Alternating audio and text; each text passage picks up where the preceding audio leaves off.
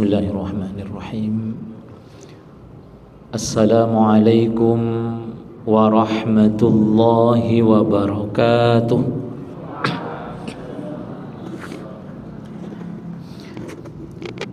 Alhamdulillahilladzi hadana lihadza wa ma kunna linahtadiya laula an hadana Allah. Ashhadu an la ilaha illallah wahdahu la syarika lah wa ashhadu anna Muhammadan abduhu wa rasuluh. Allahumma salli ala Muhammad wa ala alihi wa ashabihi wattabi'in wa man tabi'ahum bi ihsanin ila yaumiddin. Amma ba'du. Qala Allah Ta'ala fil Qur'anil Karim, ya ayyuhalladzina amanu taqullaha haqqa tuqatih wa la tamutunna illa wa antum muslimun. Wa qala inna a'tainakal kautsar fasalli li rabbika wanhar inna syani'aka huwal abtar. Yang sama-sama kita muliakan Ketua Korp Muballigh Muhammadiyah Kota Metro Al-Mukarram Al-Ustadz Ad-Duktur Mustoto beserta segenap pengurus, Bapak Ibu, baik bapak-bapak dari Muhammadiyah maupun ibu-ibu Aisyah, adik-adik dari Panti Asuhan Bina Ruhama, hadirin jamaah sekalian yang mudah-mudahan kita semua senantiasa mendapatkan petunjuk, berkah, pertolongan dan lindungan Allah Subhanahu wa ta'ala. Syukur alhamdulillah, marilah kita panjatkan kehadirat Allah Subhanahu wa ta'ala atas kesempatan yang luar biasa ini. Kita semua sore ini ditakdirkan oleh Allah untuk berkumpul di rumahnya ini dalam rangka mengkaji firman Allah dan hadis-hadis Nabi sallallahu alaihi wasallam terkait dengan hari raya Idul Adha dan pelaksanaan ibadah kurban. Mudah-mudahan kehadiran kita di rumah Allah ini, di majlis ilmu ini, menambah keberkahan hidup kita di dunia dan menjadi wasilah kita semua mendapatkan keselamatan di akhirat kelak berupa surganya Allah Subhanahu wa ta'ala. Amin. Salawat dan salam marilah kita sanjungkan kepada teladan kita, panutan kita, Nabi Agung Muhammad sallallahu alaihi wasallam, keluarga, para sahabat dan segenap umat beliau. Bapak Ibu, saudara-saudari dan adik-adik sekalian yang dimuliakan Allah, sejatinya kegiatan ini sudah dirancang sejak beberapa bulan yang lalu. Tadi sudah disampaikan oleh Ustadz Mustoto. Tapi ternyata agenda jadwal yang kita rancang itu belum sesuai dengan agenda Allah. Nah, sesuainya sore ini gitu ya. Jadi kita itu hanya berikhtiar. Adapun yang memiliki kuasa itu adalah Allah Subhanahu wa ta'ala. Ya. Tapi jemaah sekalian, apapun yang kita ikhtiarkan, meskipun barangkali dulu sempat batal atau tertunda, semuanya insya Allah ada catatan amal solehnya di sisi Allah Subhanahu wa ta'ala. Jadi tidak usah bersedih Ustaz Mustoto ya. Semua sudah dicatat dan insya Allah dicatat sebagai amal soleh. Hadirin jamaah sekalian yang dimuliakan Allah, Pertama, bahasan kita tentang pelaksanaan hari raya Idul Adha. Apa sunnah-sunnah yang tentu tak boleh kita lewatkan. Karena kalau kita lewatkan tidak akan mendapatkan keutamaan atau pahala dari melaksanakan sunnah Nabi seputar hari raya Idul Adha. Hadirin yang dimuliakan Allah. Pertama, memperbanyak zikir termasuk takbir. Dan secara mutlak tanpa terikat oleh waktu, ini sudah bisa kita laksanakan sejak tanggal 1 Dzulhijjah. Adapun takbir yang kita laksanakan secara mutlak, secara muqayyad, terikat dengan waktu yang biasa kita laksanakan sehabis sholat fardu, maka ini baru bisa kita laksanakan tanggal 9 Dzulhijjah, ya. Sebagaimana sabda Nabi sallallahu alaihi wasallam dari Jabir bin Abdullah, anna Nabi sallallahu alaihi wasallam kana yukabbir min salati subhi yaum Arafah ila al-'asr min akhir ayyamit tasyrik.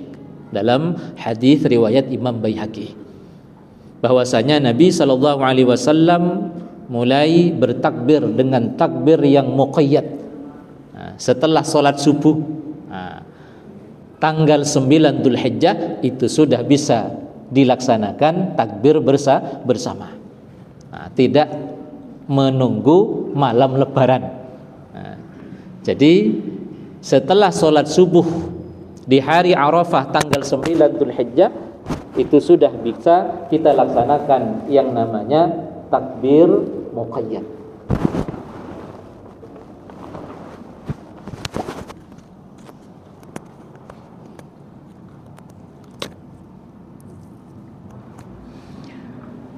Hadirin jamaah sekalian yang dimuliakan Allah, bagaimana redaksi takbir yang sesuai dengan riwayat?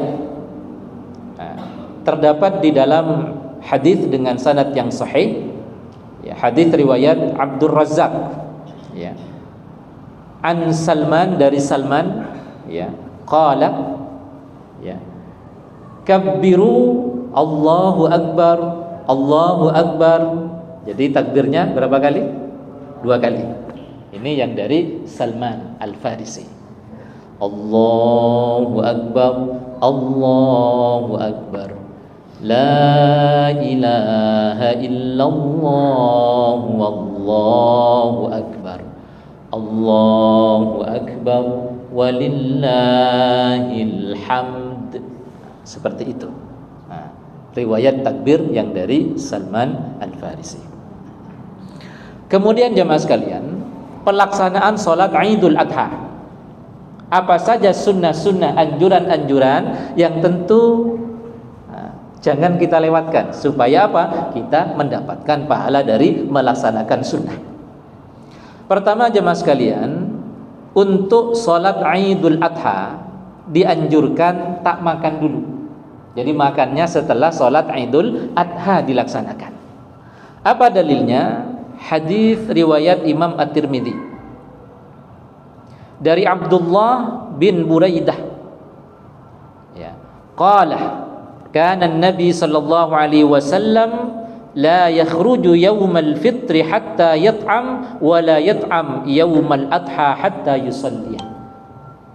Kebiasaan Nabi, kata Abdullah bin Buraidah an abihi, dari ayahnya, bahwasanya Nabi sallallahu alaihi wasallam kalau mau melaksanakan sholat Idul Fitri, beliau sarapan dulu baru berangkat ke musalla, berangkat ke tempat pelaksanaan sholat Id. Itu untuk sholat Idul Fitri. Jadi sarapan dulu baru berangkat sholat. Tetapi untuk sholat Idul Adha, sholat dulu baru kemudian apa? Selesai sholat sarapan. Itu jamaah sekalian. Kemudian disunnahkan untuk memakai pakaian yang bagus dan wewangian. Di dalam hadis riwayat Al-Imam Asy-Syafi'i di dalam musnadnya, anna Nabi sallallahu alaihi wasallam kana yalbas burda hibarah fi kulli 'idin. Jadi Nabi punya pakaian khusus, pakaian yang bagus terbuat dari kain wol namanya burdah, ya, yang bercorak buatan Yaman setiap kali beliau melaksanakan sholat Id. Nah ini jamaah sekalian. Atau dalam redaksi yang lain, ya, an nalbas ajwada ma najid wa an natatayyab bi ajwadi ma najid wa an nudhhiya bi asmani ma najid. Ya, sunnahnya kita berpakaian pakaian terbaik, terbagus yang kita miliki. Ya, termasuk juga apa? Wewangian. Kalau kita misalnya koleksi minyak wangi, mana yang paling bagus itu yang kita pakai, ya, untuk melaksanakan sholat Idul Adha. Termasuk kalau kita punya kelapangan rezeki, keluasan rezeki, kelebihan harta benda, nah, maka berkurbannya pun dengan hewan kurban yang terbaik. Itu jamaah sekalian. Nah, terkait dengan pakaian tadi, saya dulu punya pengalaman ketika masih di kampung di Madura. Saya lihat kiai-kiai kami, ustadz-ustadz kami itu punya pakaian khusus yang hanya dipakai di hari raya Idul Fitri, Idul Adha, dan kadang-kadang Jumat. Nah, karena di Madura itu pakaian resminya sarung, otomatis sarung gitu. Nah, saya baca ada tulisannya BHS, ada tulisannya Lamiri, dan sarung-sarung mahal lainnya. Itu hanya dipakai, ya, di hari raya dan di kadang-kadang di hari Jumat dan momen-momen penting seperti pernikahan dan seterusnya. Nah, itu jemaah sekalian. Nah, saya pengen meniru kebiasaan. Alhamdulillah, nah, sudah punya satu BHS. Ya. Kemudian jemaah sekalian, dianjurkan kita berjalan kaki dengan jalan yang berbeda antara berangkat dan pulangnya. Ini saya kira sudah mafhum, ya. Kemudian bertakbir dari rumah ke tempat sholat. Nah, misalnya kita mau sholat di lapangan kompleks Muhammadiyah, rumah kita di Yosodadi, ya. Dari Yosodadi, nah kita bertakbir, ya. Kalau bisa jalan, anjurannya jalan kaki. Ya kalaupun naik motor juga tidak apa-apa, gitu ya.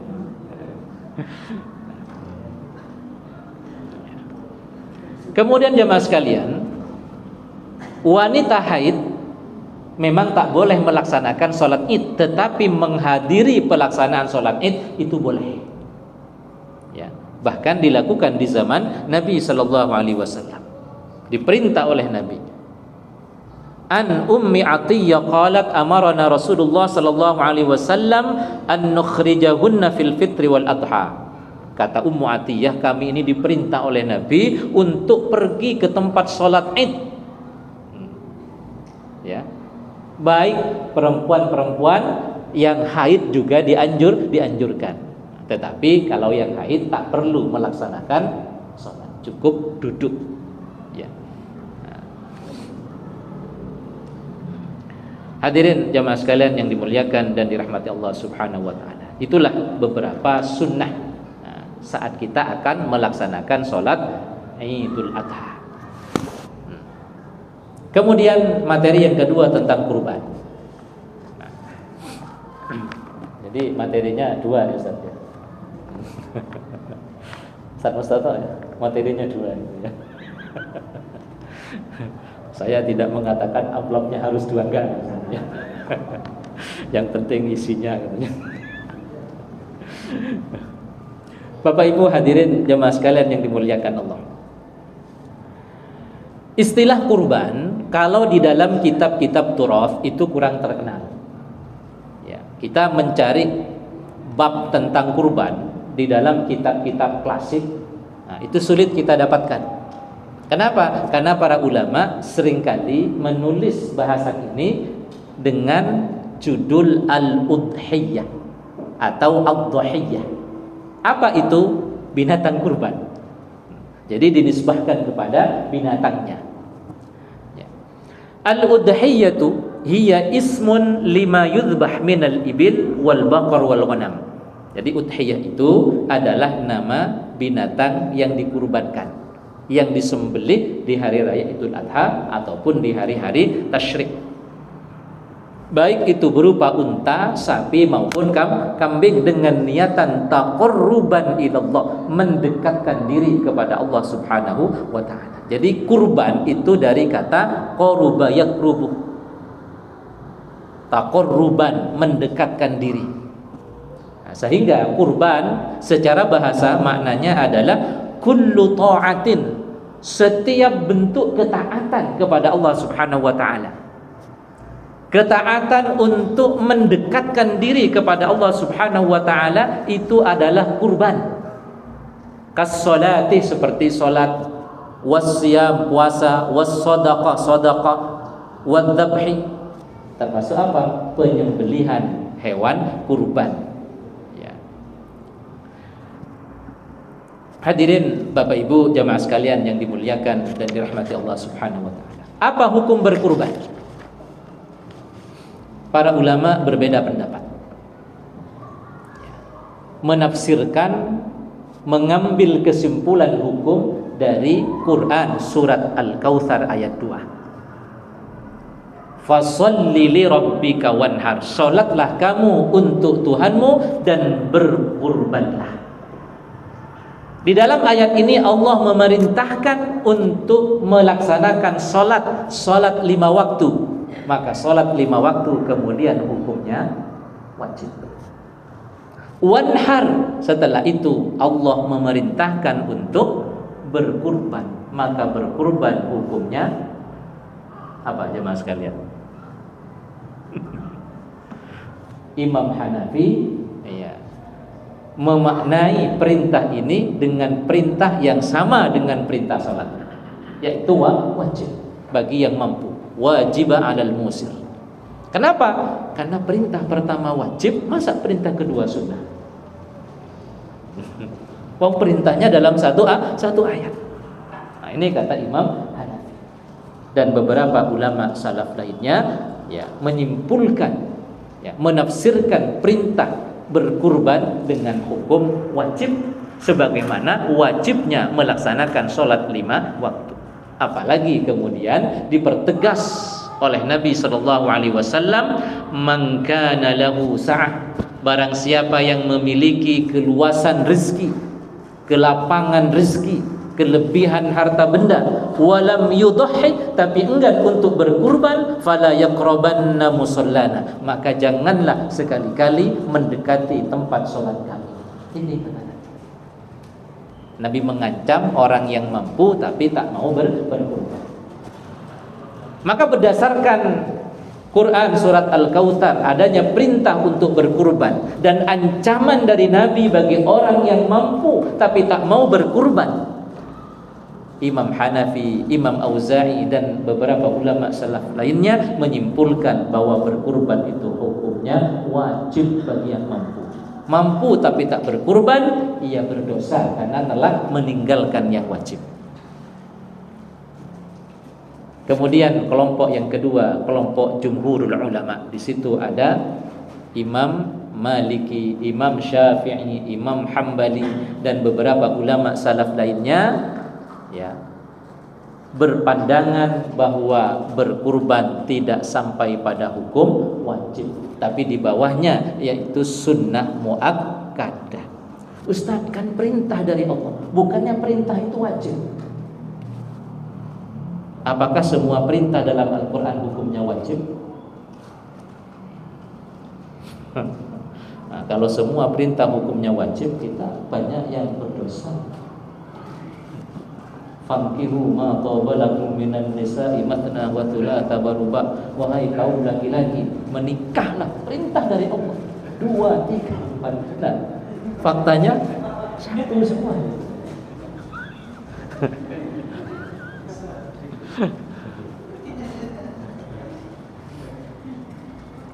Nah, jemaah sekalian, perintah di dalam Al-Quran ada juga yang hukumnya sunnah. Seperti apa? Mencatat transaksi hutang piutang. Ya ayyuhalladzina amanu idza tadayantum bidainin ila ajalin musamma faktubuhu. Apabila kalian melakukan transaksi hutang piutang sampai batas waktu yang ditentukan atau disepakati, catatlah, perintah untuk mencatat. Wah, ini kalau hukumnya juga wajib gitu ya. Kita sering juga berdosa. Minjam tapi nggak ada catatan, ngasih pinjaman tapi juga nggak dicatat. Nah, ini sunnah jemaah sekalian. Hadirin Bapak Ibu yang dimuliakan dan dirahmati Allah Subhanahu wa taala.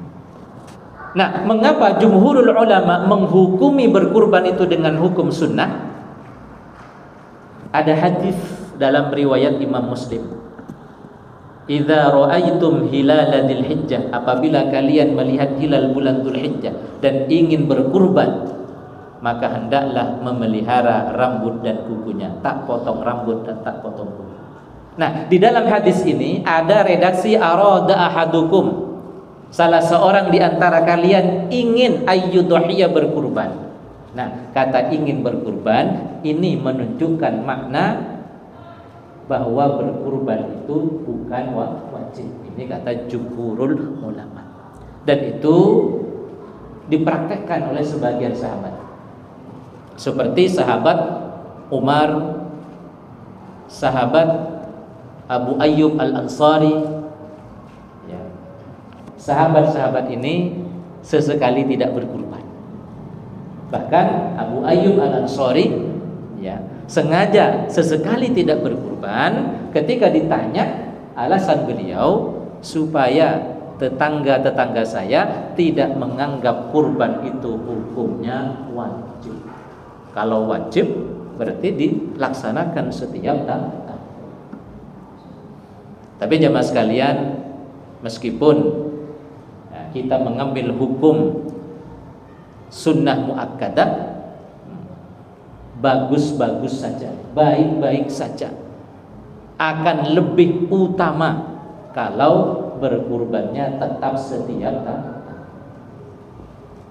Pak Ustaz, saya ingin seperti sahabat Umar, sesekalilah tidak berkurban. Beda jemaah sekalian. Apa yang dilakukan oleh sahabat itu bisa menjadi dalil, namanya athar sahabat. Dan rasanya tidak mungkin yang kita lakukan kemudian jadi dalil oleh tetangga kita. Nah, itu jemaah sekalian. Jadi sahabat itu sesekali tak berkurban menunjukkan bahwa kurban itu hukumnya sunnah bukan wajib. Ini menurut pendapat yang kedua, pendapat jumhurul ulama. Hadirin yang dimuliakan Allah,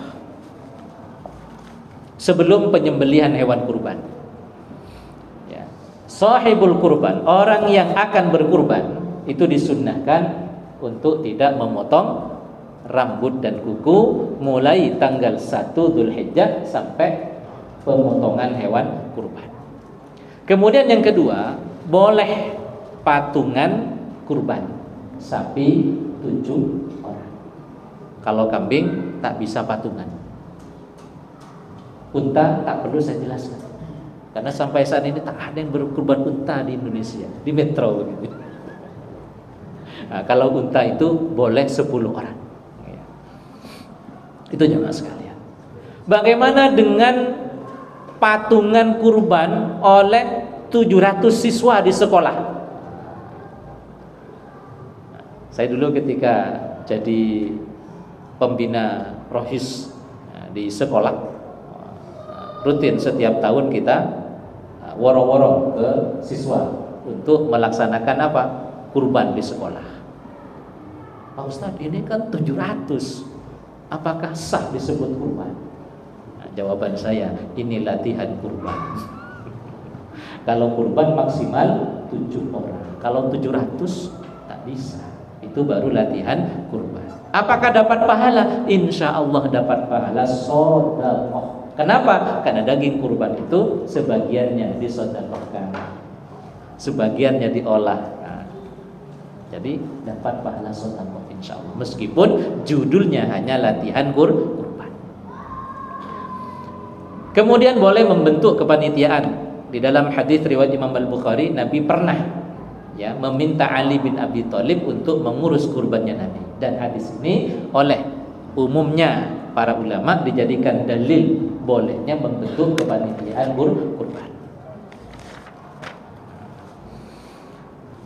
Kemudian jamaah sekalian, binatang kurban.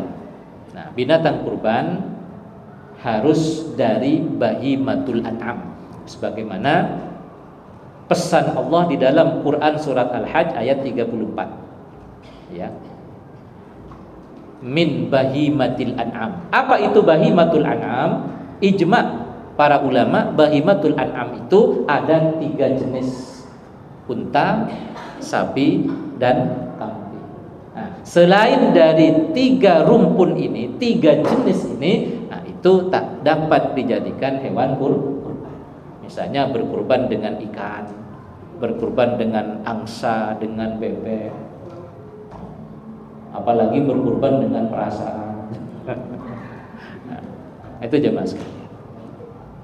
Kemudian hewan kurban itu harus musinnah. Apa itu musinnah? Musinnah itu dari kata sinnun. Dalam bahasa Arab sinnun maknanya 2. Pertama, sinnun artinya adalah gigi. Misal dalam bahasa Arab, ya ibni arini sinnaka, wahai anakku, tolong perlihatkan gigimu. Itu sinnun. Ya. Apa maksud musinnah?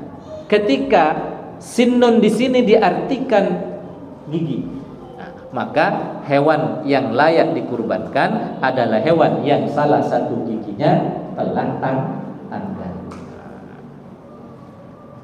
Poel bahasa lainnya.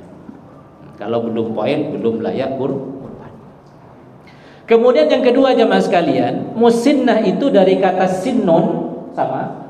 Arti yang kedua dari sinnun adalah usia, umur. Seperti dalam bahasa Arab, ya akhi ma sinnuka, berapa umurmu? Ya, ma sinnuka, berapa umurmu? Nah, maka kalau bicara umur, nah, binatang kurban yang musinnah, yang poel, kalau unta usianya 5 tahun lebih, kalau sapi 2 tahun lebih, kalau kambing 1 tahun lebih. Kecuali sulit untuk mendapatkan kambing yang usia 1 tahun lebih, maka kata Nabi, fatadbahu jad'atan minadh-dhani, boleh berkurban dengan jad'ah, kambing usia 6 bulan lebih, tapi jenis kambingnya adalah ad-dhanu, yaitu kambing domba atau biri-biri. Jadi kalau jenis kambingnya itu domba atau biri-biri, itu boleh usianya 6 tahun 6 bulan lebih. Ya, 6 bulan lebih. Hadirin jamaah sekalian yang dimuliakan Allah. Kemudian tidak boleh ada cacat pada binatang kurban. Ada 4 cacat yang tak boleh ada.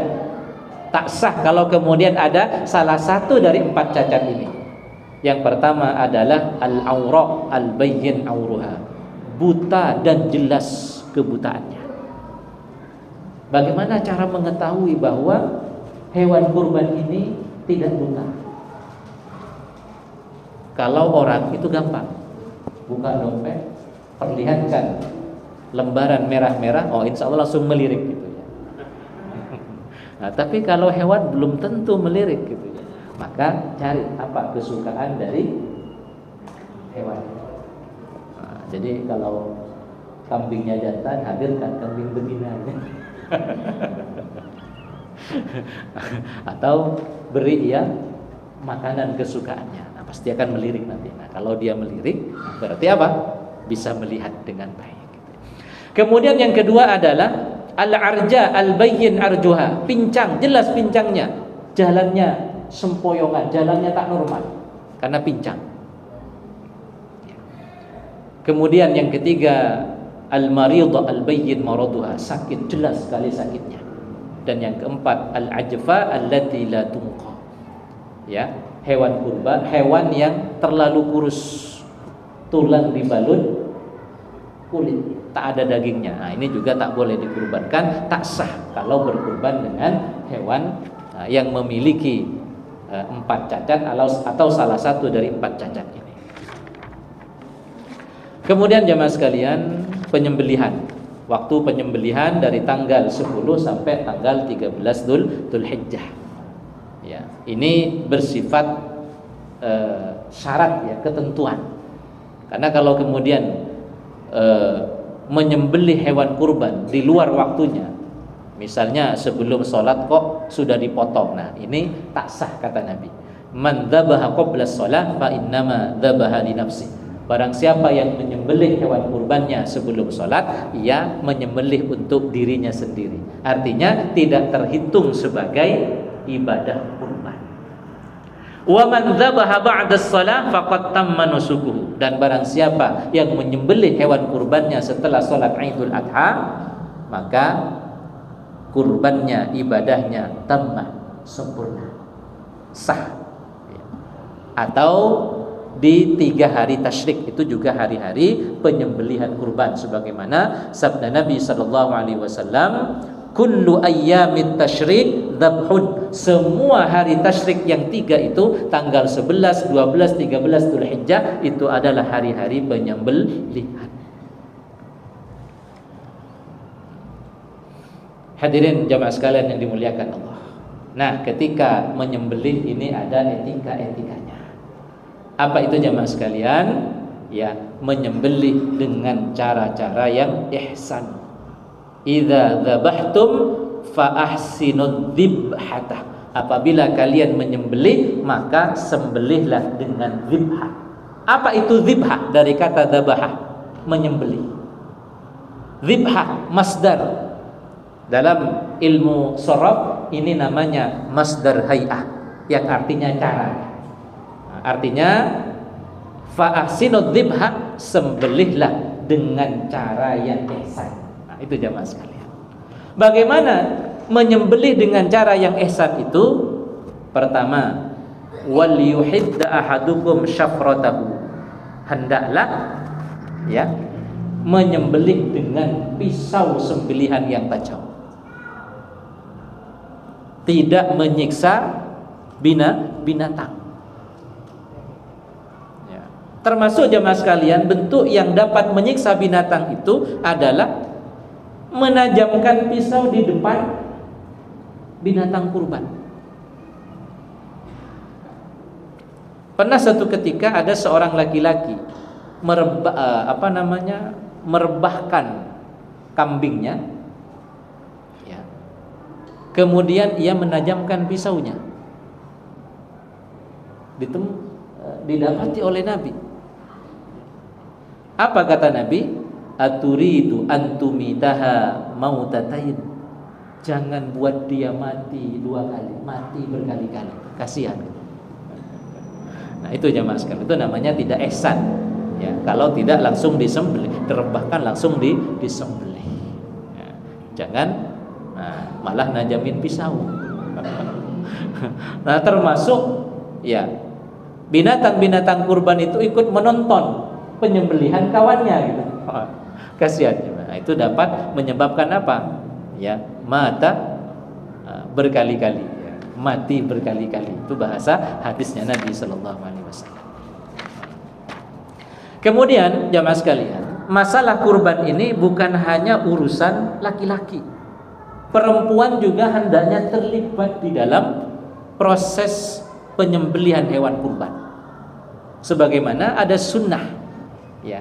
Di dalam hadis sahih riwayat Imam Muslim, suatu ketika Nabi akan berkurban dengan kambing yang berwarna hitam. Kemudian Nabi memanggil istri beliau Aisyah, "Ya Aisyah, halummil mudyah." Ya, tolong ambilkan pisau potong. Setelah itu, ishhadhiha bihajarin, tolong ditajamkan. Jadi yang menajamkan pisau itu dalam hadis ini bukan Nabi, siapa? Istri Nabi Aisyah radhiyallahu anha. Nah, maka ibu-ibu harus punya skill mengasah pisau.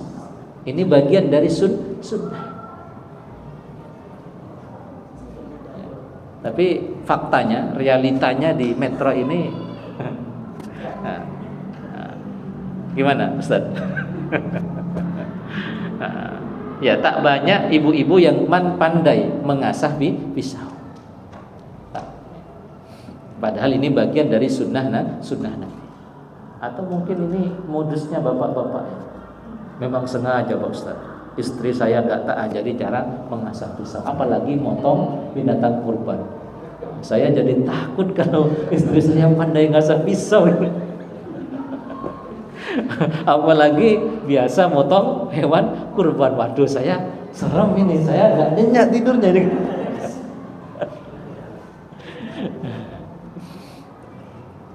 Hadirin jamaah sekalian yang dimuliakan Allah. Nah, kemudian ketika akan menyembelih itu ada doa-doa yang maksur yang dicontohkan oleh Nabi.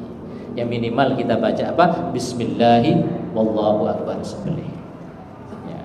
Kalau ingin agak panjang, lengkapi dengan doa Allahumma minka walaka. Ya Allah, hewan kurban ini darimu dan akan aku persembahkan untukmu. Allahumma taqabbal. Misalnya kita sebutkan nama orang yang berkurban, misalnya Ustaz Sangidun, ya. Allahumma taqabbal min Sangidun wa ali.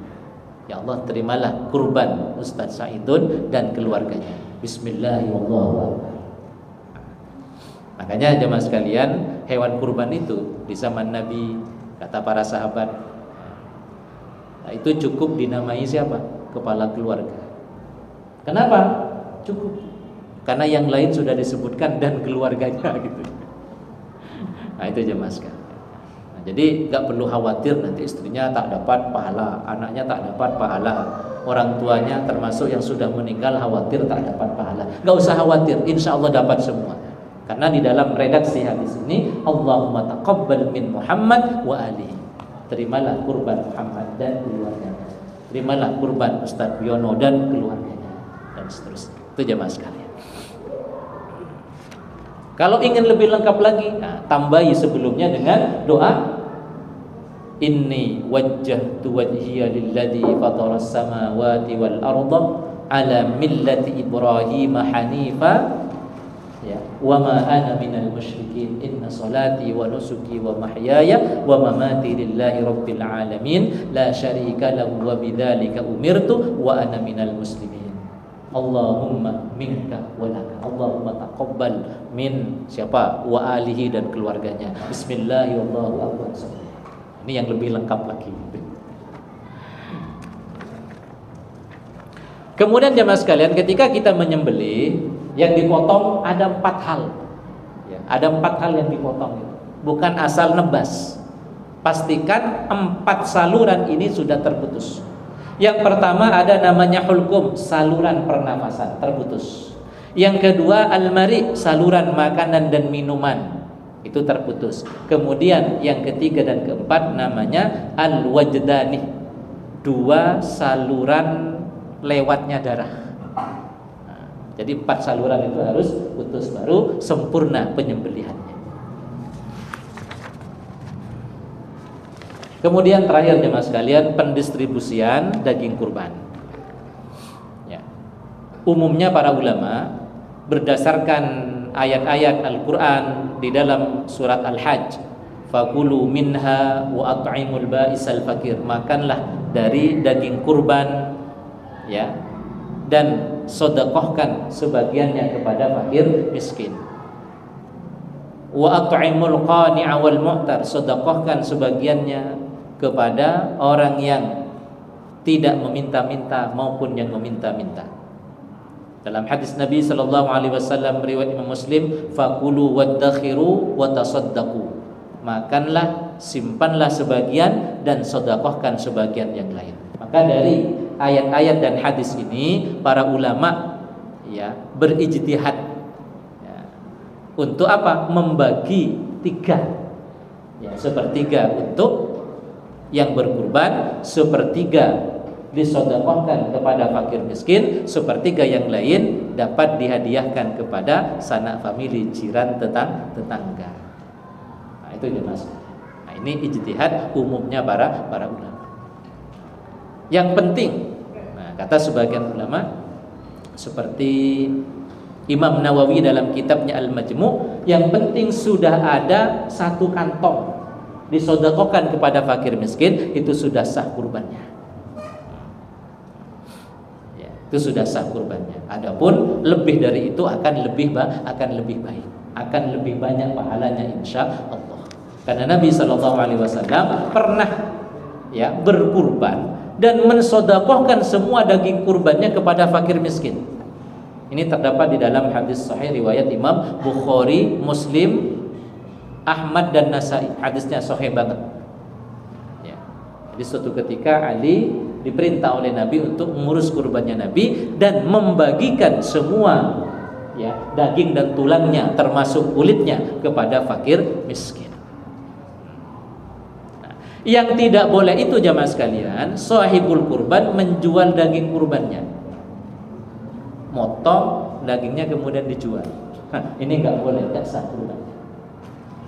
Man ba'a jilda udhiyatihi fala udhiyata lahu. Barang siapa yang menjual kulit dari binatang kurbannya, apalagi dagingnya, fala udhiyata lahu, maka ia tidak mendapatkan ibadah kurban. Termasuk tidak boleh mengupah jagal dengan daging kurban. Nahnu nu'tihi min indina. Kami menyiapkan dana khusus untuk upah si jagal. Nah, ini terdapat di dalam hadis Nabi sallallahu alaihi wasallam ya, di mana Nabi melarang Ali ya untuk mengupah jagal dengan daging. Kami, kata Nabi atau kata Ali bin Abi Thalib, nu'tihi min indina, ya, memberi upah jagal dari dana yang lain, bukan dari daging kurban ataupun bukan dari kulit hewan kurban. Itu jamaah sekalian beberapa hal terkait dengan materi kurban. Sebelum kita akhiri, barangkali ada tambahan dari Ustaz Mustafa, Ustaz Yono, Ustaz Sangitun dan yang lain, atau pertanyaan, dipersilakan.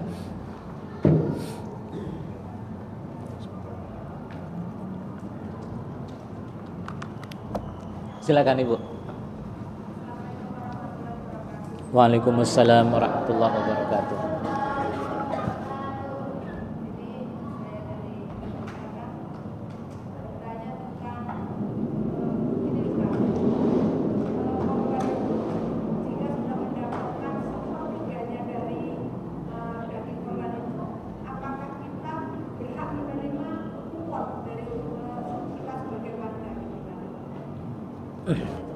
Ya. Boleh-boleh saja kita mendapatkan hadiah dari orang lain. Boleh ya, saling memberi hadiah, boleh. Maksudnya gini, kita di tempat itu kita sudah mendapatkan sepertiganya karena kita jual. Ketua RW-nya itu berbagi kupon, ada kupon lagi gitu. Maksudnya di tempat itu kita ada kupon lagi sebagai warga, ada satu karton gitu kan. Boleh saja, tidak ada larangan. Boleh saja. Jadi pembagian pendistribusian daging kurban itu cukup longgar, ya, cukup longgar. Tak ada ketentuan secara spesifik, secara khusus harus begini, itu tidak ada. Adanya cuma apa? Fakulu minha, ya, sahibul kurban boleh mengkonsumsi daging dari hewan kurbannya. Wa at'imul ba'isal fakir, kemudian disedekahkan sebagiannya kepada fakir miskin tanpa harus menjelaskan berapa prosentasenya. Adapun yang dibagi 3 itu ijtihad ulama. Nah, kalau di dalam teks Quran ataupun hadisnya tidak ada ketentuan yang bersifat teknis spesifik, itu tidak ada. Nah, sehingga pernah suatu ketika Syekh bin Baz itu ditanya, seorang mufti di Saudi Arabia, Syekh, bagaimana kalau daging kurban itu sepertiga diberikan kepada fakir miskin, 2/3 saya bawa? Boleh saja. boleh saja. Umumnya para ulama itu hanya mewajibkan ada sebagian yang disedekahkan kepada fakir miskin, meskipun itu hanya 1 kantong, itu sudah sah. Cuman kan berbeda pahalanya bersedekah 1 kantong dengan banyak kan. Bahkan Nabi tadi dalam hadis riwayat Imam Bukhari Muslim mensedekahkan semuanya. Itu aja Mas. Karena makna daripada fakulu minha, makanlah, itu ya umumnya dimaknai oleh para ulama sunnah atau mubah. Kita memakan dari daging kurban. Karena hukum dasar perintah makan minum wa kulu washrabu di dalam Al-Qur'an itu hukum dasarnya adalah mubah. Meskipun sifatnya perintah di dalam Al-Qur'an. Bahkan termasuk perintah fankihu tadi ya. Itu sama dengan perintah makan dan minum. Jadi hukumnya bukan wajib, bukan sunnah, hanya mubah saja. Dan Ustaz yang matna tadi itu ya. Gitu Ibu ya. Jadi terkait dengan pendistribusian daging kurban itu longgar. Ya. Yang penting kata para ulama, ada sebagian yang disedekahkan kepada fakir miskin, itu sudah sah kurbannya.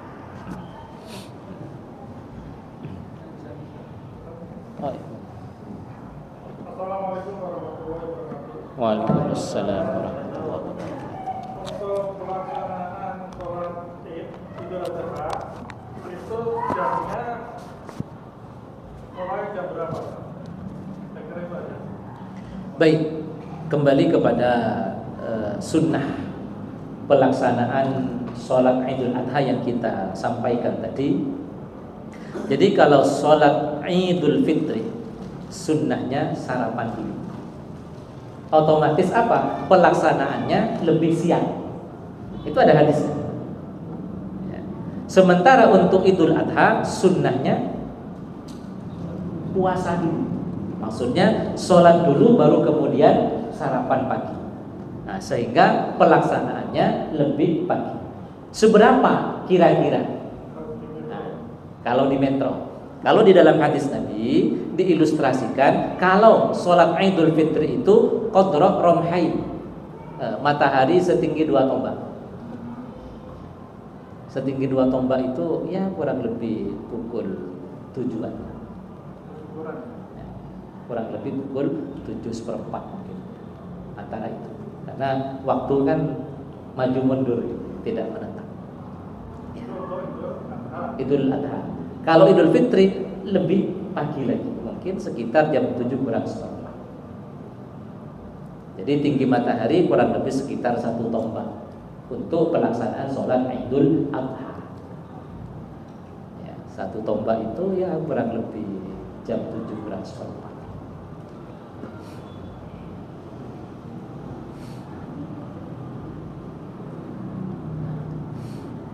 Gitu Pak.